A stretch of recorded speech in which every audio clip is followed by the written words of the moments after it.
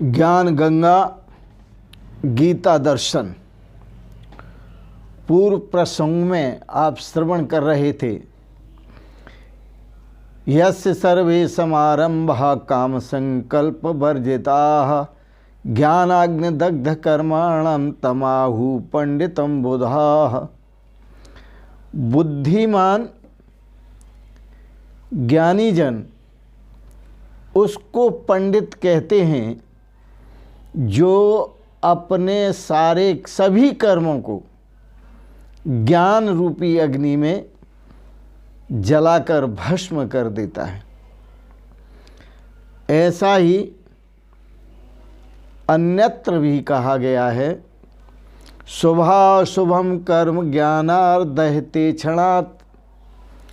जो शुभ और अशुभ कर्म होते हैं, पाप पुण्यात्मक जो कर्म होते हैं, वो ज्ञान रूपी अग्नि से एक क्षण में जल करके भस्म हो जाते हैं।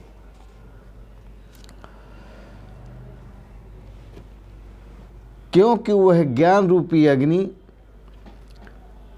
सर्व आत्म रूपी, सर्व आत्म दर्शन रूपी ज्ञान अग्नि है।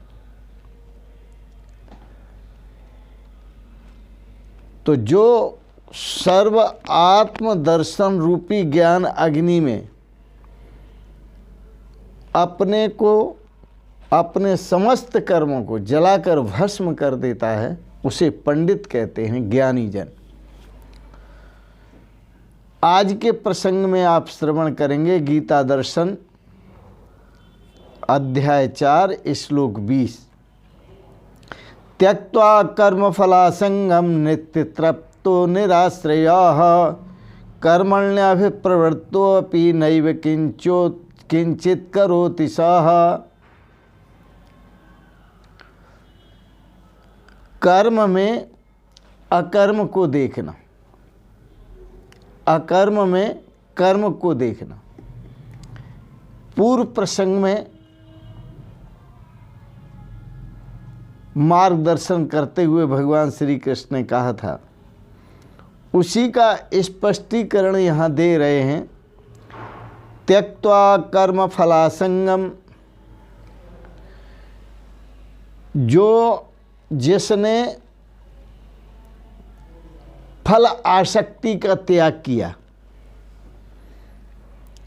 नित्य तृप्तः निराश्रय, जो निराश्रय है,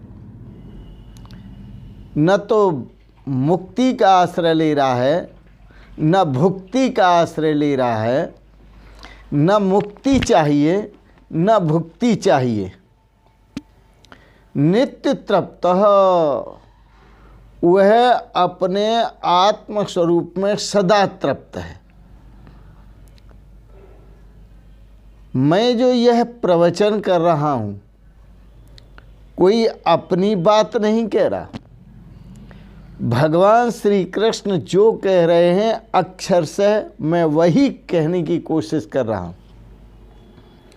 तो भगवान श्री कृष्ण कहते हैं जो निराश्रय है, न तो भुक्ति का आश्रय ले रहा है, न मुक्ति का आश्रय ले रहा है, क्योंकि नित्य तृप्तः,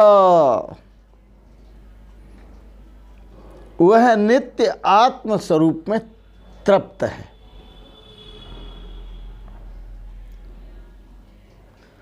बंधो मुक्त इति व्याख्या गुणितो मेन वस्तुतः। वो जानता है कि बंधन और मुक्ति ये गुणात्मक है और ये गुणों के धर्म हैं, मेरे नहीं।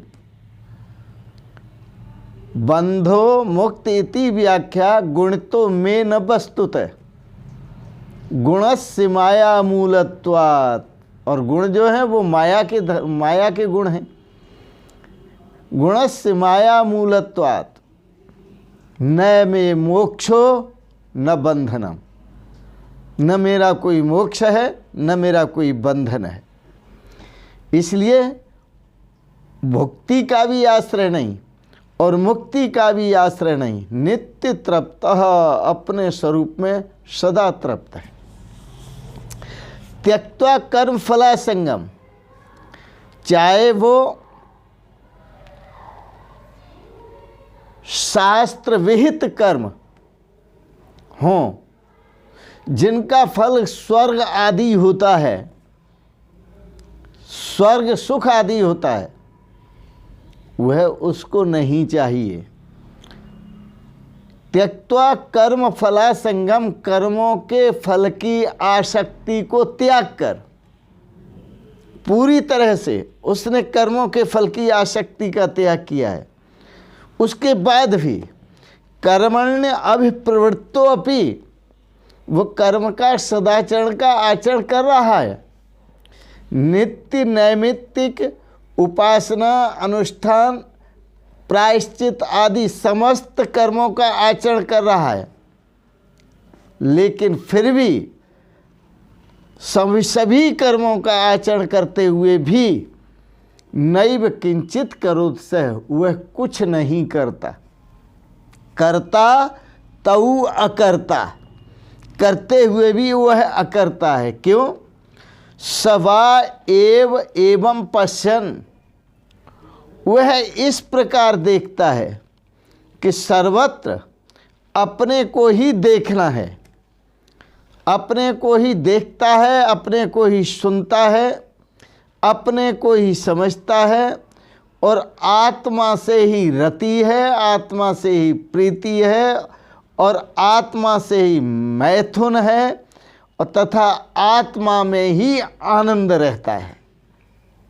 यह छांदोग्य उपनिषद के ऋषि कहते हैं, सवा एस एवं पश्यन्, वो इस प्रकार देखता है। स्वात्मनि स्वयं तृप्तः, वो अपने स्व आत्म स्वरूप में स्वयं ही तृप्त है, उसे किसी की कामना नहीं। स्वात्मनि स्वयं तृप्तः, स्वयं ही अपने आत्मा में स्वयं ही तृप्त है, और तृप्ति का स्वयं ही वह प्रमाण है। आत्मना आत्मनि संतृप्तः, वो अपने आप में अपने आप ही तृप्त है,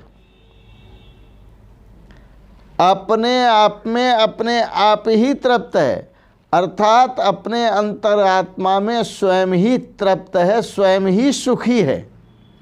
सम्यक दर्शन संपन्नः कर्मभिर न स निबध्यते, क्योंकि वो सम्यक दर्शन, समोहम सर्वभूतेषु, वो सभी भूतों में सम रूप से परमात्मा का दर्शन करता है, अपने आत्म रूप का दर्शन करता है। इसलिए उसके लिए न मे द्वेषो न प्रियः, न मेरा कोई द्वेषी है, न मेरा कोई प्रिय है, वह राग द्वेष से मुक्त है। और इस प्रकार सम्यक दर्शन संपन्न जो सब सर्वात्मदर्शी है, वह व्यवहार दृष्टि से कर्म में प्रवृत्त होता हुआ भी, कर्म करता हुआ भी, परमार्थ दृष्टि से द्वैत प्रपंच का अभाव देखता है। और द्वैत प्रपंच का अभाव देखने के कारण वह बंधता नहीं, वह नित्य मुक्त है, वह नित्य तृप्त है। ऐसा भगवान श्री कृष्ण कहते हैं। त्यक्त्वा कर्म फला संगम नित्य तृप्तो निराश्रयः कर्मण्यः प्रवृत्तो अपि नैव किंचित करोति सः, वो कुछ नहीं करता।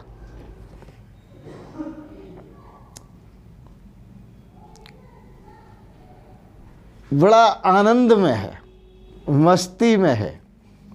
हमने भी यही सीखा है, स्वयं में तृप्त रहना, स्वयं में संतुष्ट रहना, स्वयं में आनंद मग्न रहना, स्वयं में प्रसन्न रहना। आप भी अपने आत्म स्वरूप में स्थित होकर अपने आप में ही प्रसन्न रहो। अपने स्वरूप से अच्छा कोई स्वरूप नहीं है। इसमें मैं आत्म स्वरूप की बात कहता हूँ। तो इन शब्दों के साथ साथ भगवान श्री कृष्ण जो कह रहे हैं, जो समझा रहे हैं, उसको समझें और अपने श्रेय की प्राप्ति करें। आप सबके प्रति मंगलमयी शुभ कामना करते हुए ओम सर्वे भवन्तु सुखिनः, सर्वे सन्तु निरामयाः, सर्वे भद्राणि पश्यन्तु, माँ कश्चित् दुख भाग भवेत्। ओम शांति शांति शांति।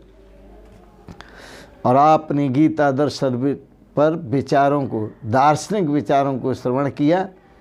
इसके साथ ही आप सभी भाई बहनों को, समस्त श्रोताओं को, समस्त प्रेमी भक्तों को सादर प्रणाम करते हुए ओम शांति। शिवोहम शिवोहम शिवोहम।